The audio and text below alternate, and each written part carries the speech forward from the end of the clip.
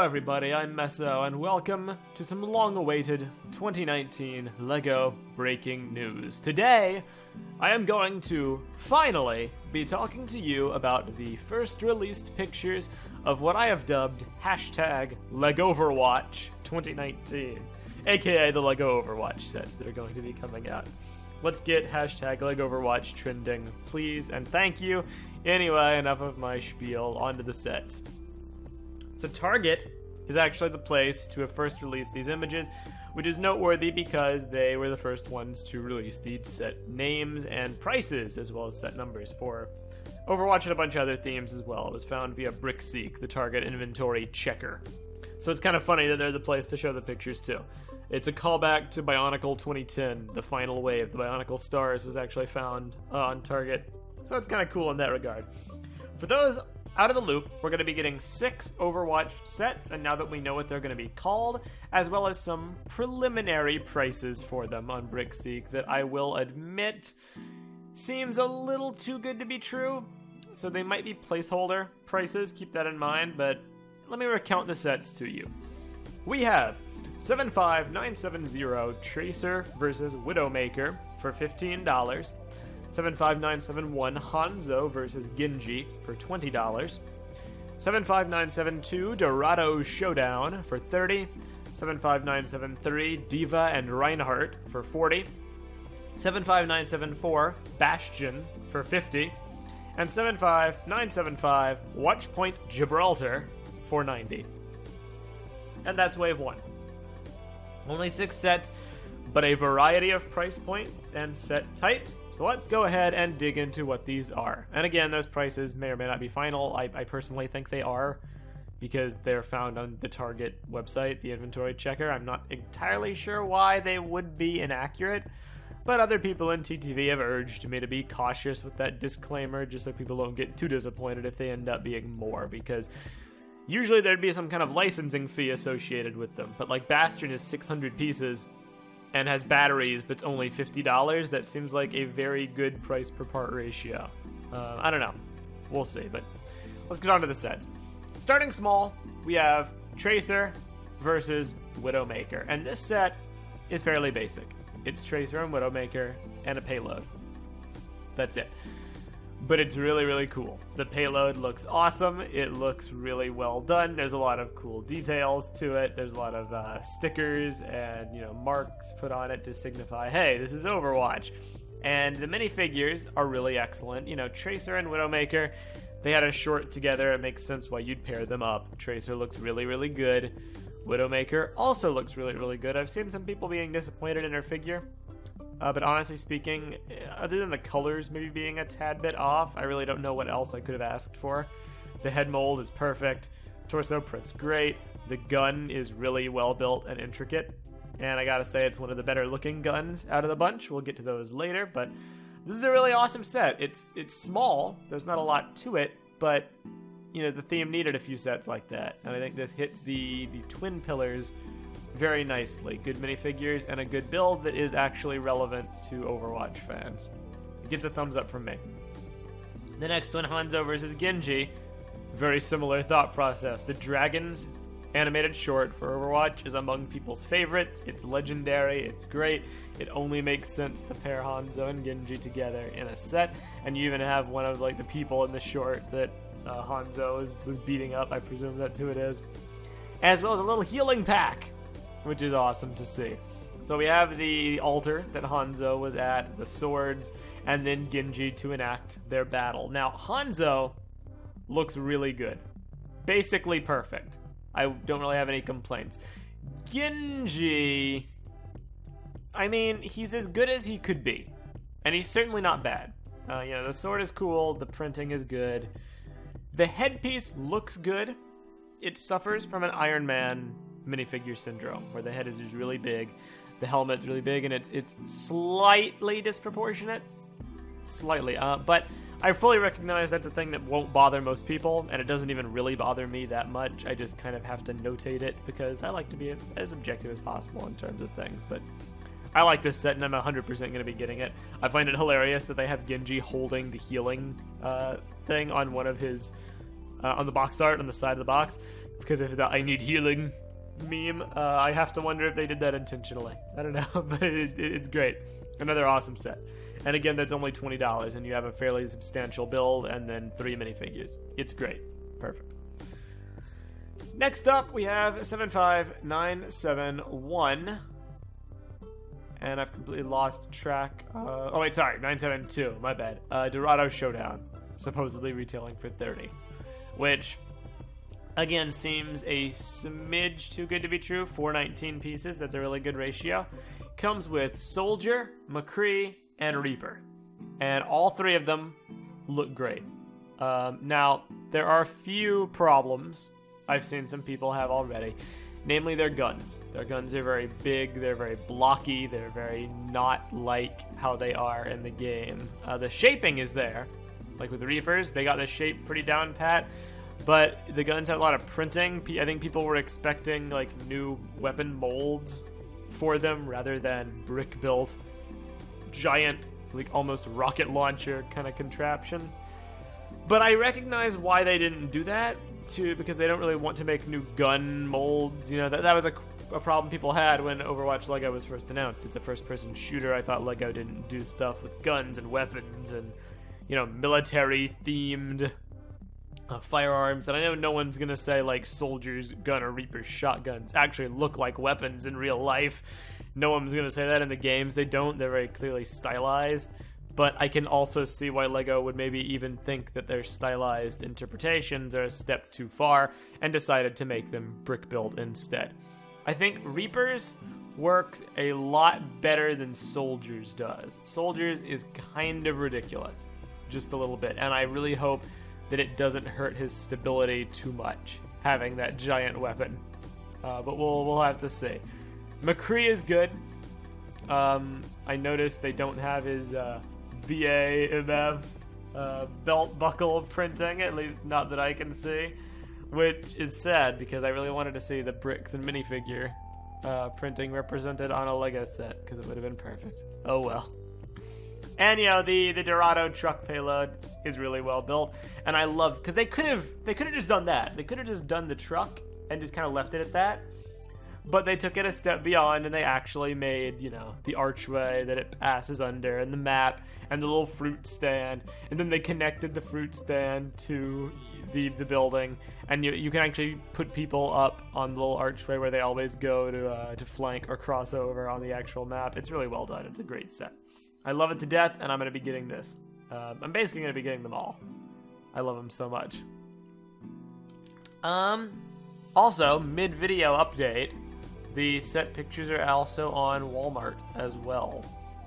For anyone who's just like, hey, I wonder if, you know, they're actually legitimate or whatever. And I have a product description as well, which I'll share with you guys later on during the video. So, next up, the next set we have to talk about is Deva and Reinhardt, supposedly retailing for $40. There has been a lot of speculation about how they were going to do Reinhardt. Deva was pretty obvious. We all knew she'd be a brick-built mech, and can I just say, the mech is perfection. Deva is incredibly well built, amazingly well put together, and accurate, and has a lot of cool attention to detail. It's awesome. It's probably one of the best things they've done for this wave. Reinhardt, everyone wasn't sure, because he's one of the tallest people in lore, but they could have achieved it with a big fig. You know, with armor, they could have done it something passable even as an Axel figure with like really bulky body armor to make him taller than a normal minifigure. Maybe some height extenders for the legs. Maybe a mixel jointed mech, kind of like the Nexo Knights battle suits with a minifigure inside. There were a lot of ways they could have done Reinhardt. They have opted to go with what I think everyone's preferred option was, which is just straight up a mech. It's just like any of your regular $20 mechs, you know, just Detroit Steel from that one set with Coulson and Lola and Iron Man, you know, just any standard $20 Lego mech, Reinhardt gets that build. And it looks fantastic. He has bulky armor, he's got his shoulder pads, he's got his hammer, he's got the plating on the torso, the awesome, amazing, accurate helmet. The only thing that I think falls apart a little bit is the legs, and looking at actual Reinhardt's legs, they're pretty accurate, The build, it's not a critique so much on that, it's just that they flow very naturally into his body armor in the game, but in the Lego set, they stick out. And it makes him look like he has really big hips. But that is just a constraint of how Lego mechs are handled, and obviously, speaking of constraints, no knee articulation, which makes his legs perfectly static and will limit the amount of poses he can do. But everyone's already accepted that reality as inescapable by this point. So it is what it is. I think both of them look incredible. And you also get a little Reinhardt minifigure as well, which I presume sits inside, which is nice of them. Yeah, I mean, that's an awesome set. That's a no-brainer for anyone to buy. Next up, we have Bastion. This is the set that I actually have a product description for as of the time of this video. Bastion supposedly retails for $50. This is not the Omnic Bastion that was put on the Blizzard store, by the way. This is a full-scale, $50, supposedly, Bastion set, which is giant. It has a lot of articulation. It has batteries, a lot of, I already said articulation, posability, a lot of cool details. The set is phenomenal. Out of all the sets, this is my favorite one they've done. I think it nails the character perfectly. And it actually has a product description. A fully reconfigurable LEGO Overwatch Bastion figure for your favorite Overwatch fan. One of the most recognizable Overwatch characters from the internationally acclaimed team-based action game. This buildable toy display model can be configured in recon mode or reconfigured into tank mode without any rebuilding. Fans will love the realistic detail of this Overwatch toy and will want to display it near their gaming setup, an Overwatch collectible for every fan. No assembly required. Let me say. And his friendly bird companion, Ganymede, is there as well. Sentry mode stands over 10 inches tall, and in tank mode stands over 6 inches tall. I think that's 6 inches. 602 pieces. And yeah, I mean, that's really all there is to say. It's phenomenal. The reconfigurable nature really adds a lot of value. And the fact that it doesn't need any rebuilding is even better. I really like how they handled the arms. If you see the way their articulation is done, like they have the traditional ratchet joints as well, but they actually do have the elbows on a regular kind of construction ball and socket joint, which is going to make posability a lot easier, and I really appreciate that. It's a phenomenal set. This is the best one for me personally, and I will be getting this as soon as I possibly can. Lastly, we have 75975 Watchpoint Gibraltar, one of the popular Overwatch maps, Watchpoint Gibraltar. This one is huge. It's supposedly retailing for $90, which is more reasonable towards what you'd expect from a licensed theme, because it only has it has under 800 pieces. Let me see how many exactly it has. 730. So yeah, that's about what people were expecting. A little bit of a markup for licensing. But, you know, it's not like there's not value here for that price. Comes with 4 minifigures, technically 3 in one big fig. Pharah, Reaper, Mercy, and Winston. I see a lot of people upset that Reaper's here again, but if you actually look, it is a different iteration of the figure. It has this little wispy ghost trail thing where he can kind of move around in Wraith form, which I really appreciate. They did not have to make that 2 separate figures, but they did, and it makes Reaper fans very happy. Winston is a gorilla style big fig, but there's a lot of cool details on him, and he has his backpack thing, and he's a great figure. I think he had to be done that way, and he's just excellent.